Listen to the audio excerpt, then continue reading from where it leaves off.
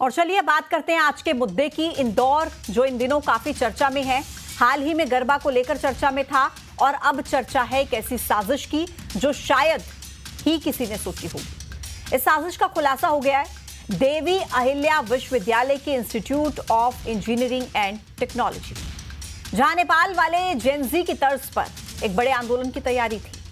ऐसा आंदोलन जिससे शहर का और प्रदेश का माहौल बिगाड़ा जाए। यह खुलासा हुआ है एंटी रैगिंग कमेटी की जांच रिपोर्ट में। खुलासा यह भी हुआ है कि कुछ सीनियर छात्रों की तरफ से सोशल मीडिया पर फेक आईडी बनाई गई और इनके जरिए भड़काऊ पोस्ट करने के लिए जूनियर छात्रों पर दबाव बनाया गया। सबसे चौंकाने वाली बात यह रही कि फर्स्ट ईयर के छात्र सीनियर्स के इंस्ट्रक्शंस नहीं मानते तो उन्हें बैच आउट करने यानी कि पढ़ाई से बाहर करने की वो धमकी दे देते थे। 4 छात्रों की पहचान यूनिवर्सिटी की तरफ से करने की बात अभी सामने आई है, लेकिन सवाल यह है कि आखिर अपने ही शहर में, अपने ही प्रदेश में ऐसी साजिश क्यों? क्या नेतागिरी के लिए इतने गिर जाओगे? जहां पढ़ रहे हो उसी संस्थान में अपनी गंदी राजनीति के दांव पेच लगाओगे?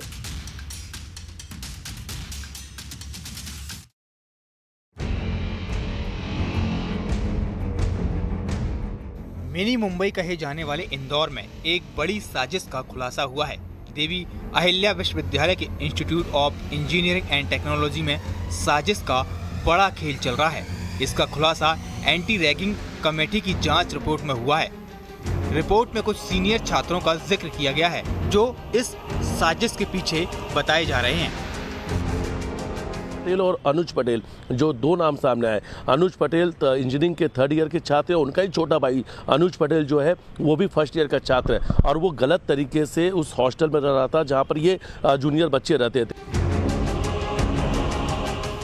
और शिव सागर रेस्टोरेंट में 23 सितंबर की शाम नेपाल के जेनजी की तरह इंदौर को सुलगाने की साजिश रची गई थी। कॉलेज के सीनियर छात्रों ने तय किया था कि सोशल मीडिया पर फेक आईडी बनाई जाएंगी और उन पर पोस्ट डालकर माहौल को भड़काया जाएगा। छात्रों के विरोध में जेनजी जैसे शब्दों के इस्तेमाल करने का भी दावा किया गया है।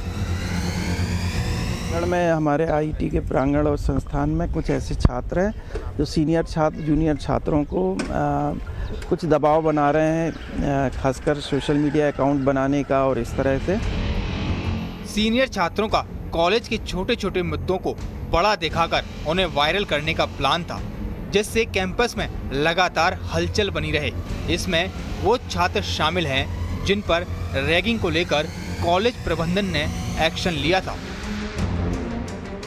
छात्र हैं जिनको रैगिंग के कारण संस्थान से डिबार किया गया था, इनको आर्थिक दंड भी दिया गया था, तो उनमें थोड़ा सा आक्रोश और गुस्सा है जिसके कारण वो छात्रों को भड़काने का काम कर रहे हैं, जूनियर छात्रों को। ये सब तो सोचने के विषय है। सरकार को ये संज्ञान लेना चाहिए। 2 दशकों से सरकार है मध्य प्रदेश में, उनकी सीआईडी क्या कर रही है, इंटेलिजेंस क्या कर रहा है? क्या वो ये नहीं समझ पा रहा है कि नेपाल जैसे हालात यहाँ पर क्यों होने की संभावना है? सरकार और प्रशासन द्वारा इस मामले में गंभीरता से कार्रवाई भी की जा रही है। साथ ही इस तरह के मामलों के लिए कांग्रेस पार्टी की सोच भी जिम्मेदार है, जो युवा पीढ़ी को भड़काने का काम करती है।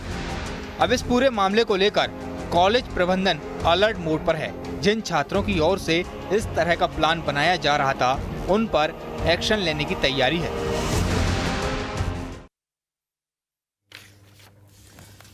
इस सोच पर शर्म आती है, इस साजिश पर खून खौलता है। ये कोई सियासत का मुद्दा नहीं है, मुद्दा बहुत गंभीर है। हो हल्ला करना हमारा मकसद नहीं है, लेकिन मकसद है उन सवालों का जवाब जानना जिसने छात्रों को इतनी बड़ी साजिश रचने के लिए मजबूर किया। आखिर कोई कैसे अपने ही संस्थान में इस तरह की साजिश का अंजाम देने का प्लान बना सकता है? इस खुलासे ने कई सवाल खड़े कर दिए। आखिर इन किरदारों के पीछे हाथ किसका है और ये सब क्यों किया जा रहा था? सवाल ये भी है कि ये सब करने के पीछे मकसद क्या था? आज इसी पर महा डिबेट में चर्चा होगी, लेकिन पहले नजर आज के सवालों पर। आज का सवाल नंबर 1 ये है कि छात्रों की साजिश के पीछे किरदार कौन है। दूसरा सवाल ये कि क्या नाम चमकाने के लिए कुछ भी करेंगे। सवाल नंबर 3, आखिर माहौल बिगाड़ने के पीछे मकसद क्या था?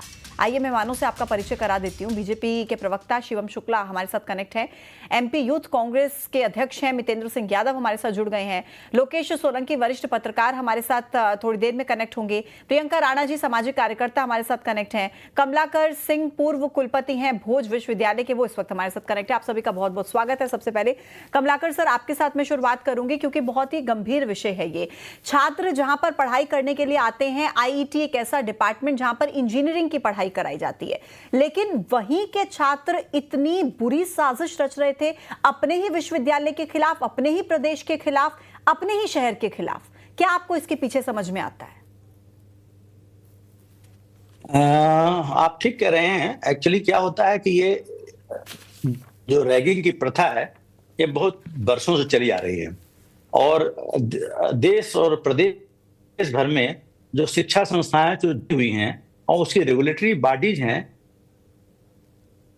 इस पर शुरू से चिंतित रहती रही और है रेगुलेटरी बॉडी है पूरे देश भर के AICTE जो all India council of technical education है जो इंजीनियरिंग कॉलेज को रेगुलेट करती है। इन सभी ने भी देश भर में जीरो टॉलरेंस की नीति के तहत ये पॉलिसी बनाई हुई थी कि विश्वविद्यालयों और महाविद्यालयों में किसी प्रकार से रैगिंग नहीं होना चाहिए, जीरो टॉलरेंस होना चाहिए। ऐसे कड़े कानून कड़े नियम बनाए जाने चाहिए। इसके तहत यूनिवर्सिटी ग्रांट्स कमीशन ने भी और all India council of technical education ने भी जो टेक्निकल इंस्टीट्यूशन उनके लिए भी एक एंटी रैगिंग के लिए कानून बनाया और गाइडलाइंस पूरे देश भर में दी। उनको कहा गया कि आप तो भाई उसको एक कमेटी का निर्धारण किया गया, कमेटी करे और बड़ी गंभीरता से कमेटी देखे और एक माहौल ऐसा जो बनता रहता है उसको रोकने के उपाय सुझाए। तो इस कमेटी के तहत का काम ये रहता है कि वो शिकायत को सुने, रोकथाम के उपाय छुपाए और दोषी व्यक्तियों को सजा दिया जाए। तो जब तक छात्रों में माहौल में ये नहीं लगेगा कि उनको सजा मिलेगी, जब छात्रों में ये नहीं होगा कि उनके खिलाफ कार्रवाई होगी, तब तक उनमें भय का वातावरण नहीं रहता है। तो फिर वो ऐसी चीजें फिर होती रहती हैं। तो ये सब रोकने के उपाय विश्वविद्यालयों को सरकार जो भी करती है, सरकार की तरफ से भी दिशा निर्देश जारी हो चुके हैं, यूजीसी की तरफ से दिशा निर्देश भी हैं और AICTE से भी हैं। नियम पूरे तरह से बने हैं, हर जगह नियम बने हैं, हर जगह व्यवस्था बनी हुई है, लेकिन व्यवस्था को इम्प्लीमेंट करने का काम जो है वो विश्वविद्यालय प्रशासन को, महाविद्यालय के प्रशासन को, इंजीनियरिंग कॉलेज को, इंजीनियरिंग यूनिवर्सिटीज को उनको करना चाहिए कि किसी भी विश्वविद्यालय के महाविद्यालय के में माहौल खराब ना हो, छात्रों को ऐसी कोई दिक्कत नहीं आनी चाहिए। सर यहाँ पर तो रैगिंग की ही सजा दी गई थी ना, रैगिंग जो कर रहे थे सीनियर्स उन्हीं को तो सजा दी गई थी, उन्हीं को तो निकाला गया था और बताया जा रहा है कि वही माहौल बना रहे थे, बाहर रेस्टोरेंट में बुलाकर जूनियर्स को उनको दबाव डालते हैं। तो ये कार्रवाई तो एंटी रैगिंग के जरिए ही की गई थी ना उन पर, छात्रों पर। वही तो मैं कह रहा हूं कि ये जैसा कि मैंने उसके सुना, मैंने देखा भी, पढ़ा भी था, अखबारों में भी पढ़ा था कि वो जो सीनियर छात्र थे उन लोगों ने बदसलूकी तो की ही थी, बदसलूकी यहाँ तक की थी कि मैंने तो ये भी तो पढ़ा था कि उन्होंने तोड़फोड़ की शीशे की हॉस्टल की। पहली बात ये होना चाहिए कि हॉस्टल में एक अनुशासन होना चाहिए। हॉस्टल के लड़के बाहर कैसे चले गए, उस हॉस्टल वार्डन ने क्या देखा, विश्वविद्यालय प्रशासन ने क्या देखा कि वो लड़के बाहर रात को चले कैसे गए वहां से, और वहां से रात को भाग कर के आए और शीशे तोड़ कैसे दिया। ये मोस्ट इनडिसिप्लिन मामला था। इसको विश्वविद्यालय को, विश्वविद्यालय प्रशासन को, वो हॉस्टल के वार्डन को देखना चाहिए कि ऐसी व्यवस्था हो कि वैसे होना इसी न पाए। और अब तो यह है कि नियम ये भी बने हुए हैं कि एक कमेटी बने जो विश्वविद्यालय में चक्कर लगाए, घूमते रहे और वॉच करते रहे, देखते रहे कि इस प्रकार की घटनाओं की हो नहीं और उसकी पुनरावृत्ति ना हो। ये भी तो देखने का पूर्णतः प्रशासन का होता है। ठीक है सर, मैं लौटती हूँ आपके पास। शिवम शुक्ला जी, आपको क्या लगता है, क्योंकि भारत में तो इस तरीके से स्टूडेंट प्रोटेस्ट का इतिहास रहा है, कितने ऐसे बड़े बड़े आंदोलन हुए सड़कों पर। अगर हम हाल ही की बात करें, लेह में जो आंदोलन हुआ, फिर उत्तराखंड में पेपर लीक को लेकर आंदोलन हो जाता है, बिहार के आंदोलन हमने देखे हैं, राजधानी में आंदोलन हमने देखे हैं। वजह क्या आपको नजर आती है शिवम शुक्ला जी? और अब भी बड़े ही आंदोलन की तैयारी थी और ऐसी साजिश की तैयारी, ऐसे आंदोलन की तैयारी जो अगर गलती से इसमें सफल हो जाते तो त्राहिमाम मच सकता था। शिवम जी, पूजा जी, हम सभी ने बटरफ्लाई इफेक्ट के बारे में सुना है, जिसमें कहा जाता है कि दुनिया के किसी हिस्से में घटित होने वाली एक छोटी सी घटना बहुत बड़े विभत्स परिणामों को लेकर के आती है। राहुल गांधी के भी हाल के हम बयानों को देखें, जिस प्रकार से उन्होंने जेनजी का जो पूरा आंदोलन नेपाल और अन्य देशों में हुआ, उसको लेकर के लगातार जिस प्रकार की बातें और जिस प्रकार का विश्व मध्य प्रदेश और देश में घोलने का प्रयास कर रहे थे, लगातार युवाओं को उकसाने वाले बयान दे रहे थे। और इससे पहले भी वो सिलसिलेवार ढंग से हमने देखा था कि उन्होंने कहा कि इंडियन स्टेट के खिलाफ वॉर छेड़ने की आवश्यकता है। विदेशों में जाकर के भी अपने समवैचारिक लोगों के समक्ष उन्होंने यह बातें कही, और उसी का परिणाम है कि कांग्रेस और उसके छात्र विंग, यूथ विंग से जुड़े हुए संगठनों से जुड़े हुए लोग इस प्रकार के षड्यंत्र करते हुए पाए जाते हैं। कांग्रेस पार्टी को अपनी जो युवा इकाइयां हैं, उनको यह भी समझ जाने की आवश्यकता है। पंडित दीनदयाल उपाध्याय कहा करते थे कि राजनीति सिर्फ और सिर्फ सत्ता प्राप्त करने का माध्यम नहीं है, यह समाज सेवा का एक साधन है। और कांग्रेस पार्टी ने राजनीति को सिर्फ और सिर्फ एन केन प्रकारेण सत्ता हथियाने का एजेंडा बना रखा है। इनको चूंकि जनमत के माध्यम से जनता का विश्वास जीत करके जनता के बीच अपनी सक्रियता के आधार पर सत्ता मिलती हुई आने वाले वर्षों में नजर नहीं आ रही है। जनता इनको लगातार लोकतांत्रिक परंपरा में खारिज कर रही है। आप ये कह रहे हैं कि ये जो इंदौर में भी साजिश की तैयारी थी, इसके पीछे भी कांग्रेस का हाथ है, यानी कि कांग्रेस का संरक्षण मिल रहा था उन छात्रों को, आप ये कहना चाह रहे हैं? देखिए पूजा जी, जब भी इस प्रकार का कोई प्रकरण घटित होता है, आप भोपाल में देखिए, जब हमने देखा कि एआई से एडिटेड वीडियो का विषय सामने आया, वो कांग्रेस नेता निकला। अभी इस प्रकरण की भी जांच होगी, तमाम तरीके से हम देखेंगे कि कांग्रेस से इसके कनेक्शन निकल करके आएंगे। बिहार का एक युवा अभी पकड़ा गया है, जो माखनलाल यूनिवर्सिटी में कांग्रेस की छात्र इकाई का अध्यक्ष था, उसके कनेक्शन पाकिस्तान से निकले, धोखाधड़ी में पकड़ा गया था। तो कांग्रेस ऐसे षड्यंत्रों को लगातार पोषित करती है, और कांग्रेस पार्टी को सत्ता प्राप्त करने के लिए एक लो हैंगिंग फ्रूट लग रहा है कि इस प्रकार के विषयों के माध्यम से आगे बढ़े। जी, आप मुझे बस एक बार ये बता दीजिए कि अगर सड़कों पर उतरकर छात्र अपनी मांगों को लेकर प्रदर्शन कर रहे हैं, चाहे वो पेपर लीक का मुद्दा हो या अन्य तरीके की मांगों को लेकर प्रदर्शन हो, तो उसमें कांग्रेस पार्टी कैसे जिम्मेदार हो जाती है? क्योंकि प्रोटेस्ट करना तो हर किसी का अधिकार है ना। हाँ, हिंसा नहीं फैला सकते आप। हाँ, पूजा जी दो चीजें हैं, अराजकता की स्थिति और लोकतांत्रिक ढंग से अपना विरोध प्रदर्शन करना। भारतीय जनता पार्टी की सरकार ने सदैव प्रतिरोध की आवाजों को स्वर देने का काम किया है। सरकार चलाने के क्रम में छात्रों की बहुत बार हमसे कोई ऐसी न्याय संगत मांगे रहेंगी, और कई बार नहीं भी रहेंगी, लेकिन फिर भी छात्रों को यह अधिकार है कि वह लोकतांत्रिक और गरिमामय ढंग से अपनी बात को मजबूती के साथ शासन और प्रशासन के समक्ष रखे। लेकिन किसी को भी यह अधिकार नहीं है कि वह देश की निर्वाचित सरकार के विरोध में जाकर के देश की संपत्ति को नुकसान पहुंचाए, देश में अराजकता का वातावरण निर्मित करने का प्रयास करे, या देश के लोकतांत्रिक संस्थाओं और एक जो संवैधानिक प्रक्रिया है उसको ताक पर रख करके सशस्त्र संघर्ष करके सत्ता हथियाने का नेपाल जैसा कोई एजेंडा मध्य प्रदेश में स्थापित करने का षड्यंत्र करे। ऐसे तत्वों को लगातार मध्य प्रदेश की सरकार ने आईना दिखाने का काम किया है, उनको नेस्तानाबूद किया है, और भविष्य में भी हमारा कमिटमेंट है कि मध्य प्रदेश में इस प्रकार की विध्वंसक सोच रखने वाले किसी भी तत्व को बख्शा नहीं जाएगा। ठीक है सर।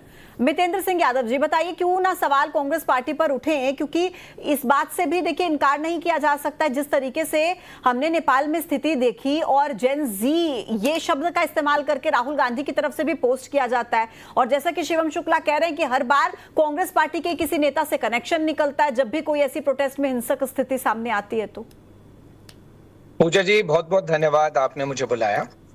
मुख्य बात यह है, मेरे भाई ने तो सीधे ही फायर कर दिया राहुल जी की तरफ। पहले अपने गलेबान में देखिए कि आप ही के विधायक गोपीलाल जी ने कहा कि जेनजीज ऐसा आंदोलन हो गए, राहुल जी ने नहीं कहा, या आपके घर के सदस्य ने कहा है। दूसरी मुख्य बात, आपने बात की लद्दाख की, कौन सा हिंसा कर रहे थे? 3 साल से रोड पे बैठ के अपना हक मांग रहे थे ना, जो वादा भाजपा ने किया था। क्या वादा किया था कि लेह लद्दाख में आपकी इच्छाएं पूर्ण की जाएंगी? हाँ। कितनी इच्छाएं पूर्ण गई? और फिर वो कारगिल पे जो हमारा भाई था, पाकिस्तान तो मार नहीं पाया, लेकिन आपने गोली से जरूर मरवा दिया, और पूरा देश उसके बारे में ट्वीट कर रहा है कि जो कारगिल पे जाके शहादत देते हैं और वहां पर आप गोलियां चलवा के मरवाते हैं, और आप बात कर रहे हैं सत्यवादी होने की। और रही बात मुद्दे से भटकने की, अभी आपने मुद्दे की बात की थी रैगिंग। हम कब से ये बात कहना चाह रहे हैं, कोशिश कर रहे हैं कि एनएसवाई ने हमेशा से मांग की है कि छात्र संघ के चुनाव हो। क्यों होते हैं? क्योंकि एक कहीं ना कहीं डिसिप्लिन बॉडी बनी रहती है छात्र संघ की, जो इन मामलों से डील करती है। और आज वो चुनाव ना होने के कारण भी एक कारण है। और सवाल यह है कि भारत को जेनजी जैसे आंदोलन की जरूरत क्यों पड़ेगी? उस दिन जरूरत पड़ेगी जिस तरीके से आपने वादा किया था 2 करोड़ नौकरियों का, कहां है वो 2 करोड़ नौकरियां? मितेंद्र जी, अब तो आप भी ऐसा ही बयान दे रहे हैं फिर भड़काने वाला। अगर मान लीजिए नहीं मितेंद्र जी, भड़काने वाली बलाएं नहीं है। जनता की मांगे हैं, छात्रों की मांगे हैं, उनको लेकर मैं मांगों की बात कर रहा हूँ। हाँ, मैं मांगों की बात कर रहा हूं पूजा जी, कि अगर व्यक्ति रोडों पे आता है तो वो हिंसा करने नहीं आता है पूजा जी, वो प्रयास करता है कि अपनी बात सरकार के सामने एक विपक्ष के नाते उठा सके। राहुल जी ने विपक्ष के नाते वो बात उठाई। आपके संघ के किसी व्यक्ति ने कहा 4 दिन पहले कि जेनजी जैसा आंदोलन होगा, ये हमने तो नहीं कहा ना। और विपक्ष अगर ये चिंता की बात कर रही है कि 2 करोड़ की नौकरियां कहां हैं, मध्य प्रदेश आज 25 साल से बेरोजगारी से अधिकतम जूझ रहा है। ठीक, क्या किया आपने? उस मुद्दे पे बात करते हैं ना। और रही बात बिहार की, आप इतना दूर क्यों जा रहे हैं? ड्रग्स में सबसे ज्यादा भाजपा पकड़े गए, भोपाल में आपके एपीवीपी वाले। किसी पे उंगली उठाना आसान होता है। हम यहाँ बात करें सुधार की। पूजा जी 2 मिनट बस। हाँ, आ रही हूँ सर, हम आपके सुधार पास की आती बात हूँ। करें। मेरे 2 अन्य मेहमान इंतजार करें, फिर आप अपनी बात पूरी कीजिएगा। आवाज बिल्कुल नहीं आ रही है। आवाज दुरुस्त करा देते हैं, जिन तक आवाज नहीं पहुंच रही है मैं अपनी टीम को कह देती हूँ आवाज ठीक करा देते हैं। लोकेश सोलंकी जी, वरिष्ठ पत्रकार, हमारे साथ कनेक्ट हो गए हैं। लोकेश जी बताइए, आपको क्या लगता है कि ये क्या राजनीति चमकाने की कोशिश नहीं है, एक दूसरे की पार्टी पर आरोप लगा देना और फिर इस बात से पल्ला झाड़ लेना कि इनके संरक्षण में छात्र प्रोटेस्ट करने की बात कह रहे हैं, ये हो रहा है? किसी भी तरीके से कॉलेज एक ऐसी जगह है, यूनिवर्सिटी एक ऐसी जगह है जहां छात्र पढ़ाई करने के लिए आते हैं, लेकिन वहां पर ऐसी साजिश रचना सुलगाने की, ये आपको क्या लगता है कौन जिम्मेदार है इसके पीछे? देखिए, मैंने बहुत करीब से देखा है और मैं एंटी रैगिंग कमेटी जिसने जांच की है उसमें एज ए मेंबर ज्वाइन भी किया है। तो आपको बताना चाहूंगा कि इसमें राजनीति से अलग रख के ये एक गुट बनाना और प्रभुत्व जमाना और किसी नेता के लिए काम करने का षड्यंत्र इसके पीछे हमको नजर आया है। असल में ये इस श्रृंखला की दूसरी घटना है जब बच्चों ने डीवीआर चुराए और सीसीटीवी तोड़े और बाहर मीटिंग करके फेक अकाउंट्स ट्विटर के और जीमेल के अन्य सोशल मीडिया पे बनाने की बात हुई। 2 छात्र हैं जो दरअसल अवैध रूप से हॉस्टल में रह रहे थे, देवी अहिल्या विश्वविद्यालय के हॉस्टल में अवैध रूप से रहने के साथ इन्होंने रैगिंग ली। ये एक नेता के लिए काम कर रहे थे, मैं नाम नहीं लेना चाहूंगा। वो नेता पहले किसी दल के संगठन में प्रमुख पद पे रहे और उन्होंने अपना एक बोलना चाहिए गुट खड़ा किया, कुछ युवाओं की भीड़ इकट्ठा की। तो 15 अगस्त पे ये जो 2 छात्र हैं प्रमुख रूप से जो आरोपी हैं इसमें, वो 50 से ज्यादा छात्रों को हॉस्टल से जबरदस्ती इकट्ठा करके उन नेता के आश्रम में ले गए। वो नेता इंदौर में आश्रम चला रहे हैं। एक सेकंड लोकेश जी, ये जो आप बता रहे हैं ये मतलब किस बिहाफ पे आप बता रहे हैं? क्या कोई एंटी रैगिंग रिपोर्ट में ये बताया गया है? मैं एंटी रैगिंग कमेटी का मेंबर रहा हूँ और 10 साल तक देवी अहिल्या विश्वविद्यालय कवर किया है और यहाँ की खबरों को बहुत करीब से देख रहा हूँ। हाँ, तो नेता किस दल से जुड़े हैं? वो जिन नेता का नाम आप ले रहे हैं वो किस दल से जुड़े हुए हैं? मैं अब किसी का नाम लेना नहीं चाहूंगा क्योंकि अब वो किसी दायित्व पर नहीं है। वो अभी यहाँ पर एक आश्रम खोल के बैठे हुए हैं। नहीं, किसी दल से तो जुड़े रहे होंगे ना? आप कह रहे हैं किसी दल से जुड़े रहे थे, आप नेता का नाम जुड़े रहे थे। हाँ। फिलहाल वो किसी दल से जुड़े नहीं है और इंदौर में एक आश्रम चला रहे हैं। उन्होंने अपना, शायद हो सकता है कि दल उन्हें रिस्पॉन्स नहीं दे रहा है, कोई जिम्मेदारी नहीं दे रहा है, तो ताकत दिखाने के लिए वो इन युवाओं का इस्तेमाल कर रहे हैं जो पढ़ाई को छोड़ के रैगिंग लेने और इस तरह के मूवमेंट चलाने, फेक अकाउंट और हॉस्टल में कैसे भी जमे रहने की कोशिश कर रहे हैं। ठीक है। और एक चिंता की बात यह है कि जब इन पे कार्रवाई होने की बात होती है तो विश्वविद्यालय प्रशासन कार्रवाई नहीं कर पाता। इनको आज तक हॉस्टल से नहीं निकाल पाया क्योंकि राजनीतिक दबाव आ जाता है इन लोगों। ठीक है। प्रियंका राणा जी, सामाजिक कार्यकर्ता, हमारे साथ कनेक्ट है। प्रियंका जी, रैगिंग शब्द जब हम सुनते थे तो हमें यही तक समझ में आता था कि खर्चा करा दिया जूनियर्स का, डांस करा दिया या कोई टास्क ऐसा दे दिया, लेकिन ये कौन सा तरीका कि जूनियर्स को इस तरीके से प्रताड़ित करना, फिर उनको जब निकाल दिया जाए रैगिंग के नाम पर सीनियर्स को, फिर उनको बाहर बुलाकर उन पर दबाव डालना कि फेक आईडी बनाओ, जो हम पोस्ट भेजेंगे उसको शेयर करो, क्या है ये प्रियंका जी?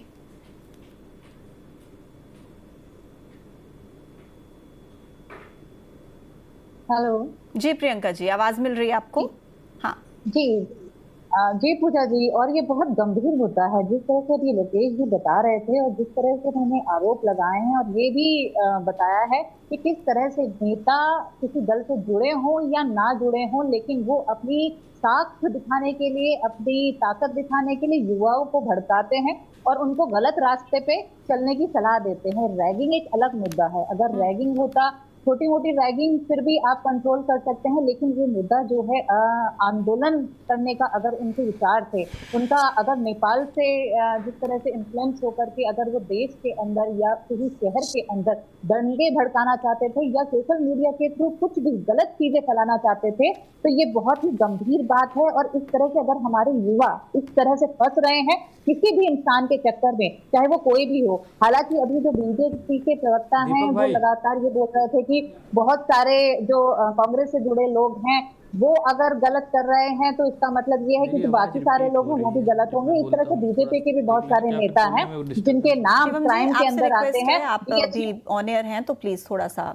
संयम रखिए, मैं लौटती हूँ आपके पास। हाँ जी, और जैसे बीएचयू के अंदर बलात्कार का एक केस हुआ था, उसके अंदर जो थे आपके कांग्रेस बीजेपी से रिलेटेड लोग भी थे और बहुत सारे ऐसे केसेस हैं। अभी हाल ही में आज का ही केस है, एक एबीवीपी की छात्र है, नाम नहीं लेना चाहती हूँ मैं, अभी नकल करते हुए पकड़ी गई है। तो क्या हम सारी जितनी भी बीजेपी की नेत्री हैं या उनके छात्र दल की जो लोग हैं उन पे आरोप लगाएंगे? ऐसा नहीं होता है। लेकिन बात यह आती है जब छात्रों पर बात आती है, तो एक बहुत अहम चीज है, जब छात्रों पर बात आती है तो हमें राजनीति से ऊपर उठ करके बात देखनी पड़ेगी और ये भी देखना पड़ेगा आखिर वो कौन लोग हैं जो इनको भटकाते हैं, क्योंकि हमारा मकसद अपने युवाओं को बचाना होना चाहिए। बिल्कुल ठीक आप कह रही हैं। और लोकेश जी, जब वो आश्रम में रहते हैं, इंदौर के किसी नेता का जिक्र कर रहे थे तो कमलाकर सर काफी मुस्कुरा रहे थे। सर उसके पीछे की वजह भी बताइए और ये भी बताइए कि ये जो जेन जी का हम जिक्र करते हैं ये बहुत आसान टारगेट है ना सर, सोशल मीडिया का सबसे ज्यादा इस्तेमाल करते हैं और राजनीति के सेंटर बना करके इनको इस्तेमाल किया जाता है, जैसा कि अभी तक सभी गेस्ट कह रहे हैं। कमलाकर जी देखिए मैं अंदर इस मीटिंग में और इस जांच में शामिल रहा हूं, तो मैंने जो देखा है, कमलाकर जी से मैं सवाल पूछ रही हूँ, लोकेश जी रुकिए, कमलाकर जी से। हाँ देखिए, एक बात जो हमारे सहपाठी कह रहे थे, कह रही थी, जो लोकेश जी भी कह रहे थे, ये वास्तव में बहुत बहुत बड़ी गंभीर बात है। पहली बात तो ये कि हॉस्टल में बहुत दिनों से, वर्षों से अनाधिकृत रूप से जो 50 छात्र रह रहे थे, ये बहुत बड़ा गंभीर मुद्दा था। नॉर्मली ये होता यह है कि विश्वविद्यालय में हॉस्टलों को, छात्रों को प्रवेश नहीं मिलता है, और वहाँ ऐसी जगह जो एक इंदौर विश्वविद्यालय हमारे प्रदेश का एक प्रमुख विश्वविद्यालय है, वहां पर पूरे प्रदेश के बच्चे इंदौर में पहुंचते हैं। आप कई जगह आप देखें, बहुत जगह से नहीं पहुंचे। इंदौर एक शिक्षा का एक केंद्र है, वहाँ का एक वातावरण है, वहां पर लोग, उसकी एक छवि बनी हुई है। इस प्रकार से अराजकता वहां फैलेगी तो इसका प्रभाव पूरे प्रदेश के विश्वविद्यालयों पर फर्क पड़ता है, पूरे प्रदेश के महाविद्यालयों पर प्रभाव पड़ता है, विश्वविद्यालयों को में छात्रों के ऊपर इम्पैक्ट पड़ता है। इसको तो ये बहुत गंभीर बात है, किस तरह से अनाधिकृत छात्रों को वहां रहना, असामाजिक कार्य करना, तोड़फोड़ करना, इस तरह से करना वहां पर ये ठीक नहीं है। चाहे कोई भी नेता से जुड़े हो, चाहे किसी भी दल से जुड़ा हो, ये मेरा कोई महत्व नहीं है, चाहे वो किस दल से जुड़ा हो, दल का कोई महत्व नहीं है। आपने 3 मुद्दे उठाए। आपने सबसे पहले कहा कि सबसे पहला मुद्दा पता करना चाहिए कि साजिश किसकी थी, इसके पीछे क्या कारण थे। दूसरा मुद्दा आपने कहा कि ये तो ऐसा तो नहीं कि नाम चिपकाने की बात हो गई हो। तीसरा मुद्दा आपने कहा कि हो सकता है माहौल बिगाड़ने की बात हो। आप बिल्कुल सही कह रही है, 3 मुद्दे बहुत ही महत्वपूर्ण मुद्दे हैं इस पूरे रीजन पे, इस पूरे बहस के मुद्दे में। और मैं निश्चित ये कहता हूं कि हो सकता है कि इसके पीछे, हो सकता है, मैं ये नहीं कह सकता कि क्योंकि मैं तो भोपाल में रह रहा हूं तो मुझे ज्यादा जानकारी नहीं है, लेकिन मैं कह सकता हूं कि ये तीनों मुद्दे जो आपने उठाए हैं वास्तव में सीरियस हैं। इसको बृहद रूप से, गंभीरता से और जांच होनी चाहिए। कुछ सेकंड बचे हैं। शिवम जी बताइए, एंटी रैगिंग के खिलाफ जीरो टॉलरेंस की नीति होने के बावजूद अगर इस तरीके के मामले सामने आएंगे और आप लोग सिर्फ अपनी राजनीति चमकाने का काम करेंगे, चाहे भारतीय जनता पार्टी हो या कांग्रेस हो, राजनीति के चक्कर में क्यों युवाओं को टारगेट किया जाता है? शिवम जी देखिए पूजा जी, सबसे महत्वपूर्ण चीज यह है कि भारतीय जनता पार्टी की सरकार और हमारे जितने भी समवैचारिक संगठन हैं, सभी ने युवाओं को अनुशासन और आदर्श के बिना पर नैतिकता और एकता का पाठ पढ़ाने का काम किया है। मध्य प्रदेश में अगर इस प्रकार से कभी युवाओं का कोई ग्रीवांस भी रहा तो युवाओं को ये चीज समझने की आवश्यकता है कि बहुत बार अच्छे आंदोलनों को भी गलत एडवोकेसी की वजह से गलत दिशा में जाते हुए देखा गया। तो कांग्रेस के इन षड्यंत्रों से युवा सजग रहे। युवाओं के लिए प्रधानमंत्री जी ने लगातार स्टार्टअप, स्किलिंग, इनोवेशन इन क्षेत्रों में अवसर दिए हैं। और आप सभी मेहमानों का बहुत बहुत शुक्रिया मेरे साथ इस चर्चा में शामिल होने के लिए। तो कुल मिलाकर इंदौर में देवी अहिल्या विश्वविद्यालय में जिस तरीके का ये प्रकरण सामने आया, इसके बाद कई तरह के गंभीर सवाल उठते हैं। सवाल ये कि युवाओं को टारगेट करके आखिर कौन अपनी राजनीति चमकाने का काम कर रहा है, इसके पीछे मकसद क्या हो सकता है, षड्यंत्र किसका हो सकता है। जो भी हो, बहुत ही गंभीर मामला है। आज की महाडिबेट में इतना ही। छोटा सा ब्रेक, देखते रहिए न्यूज़ 8।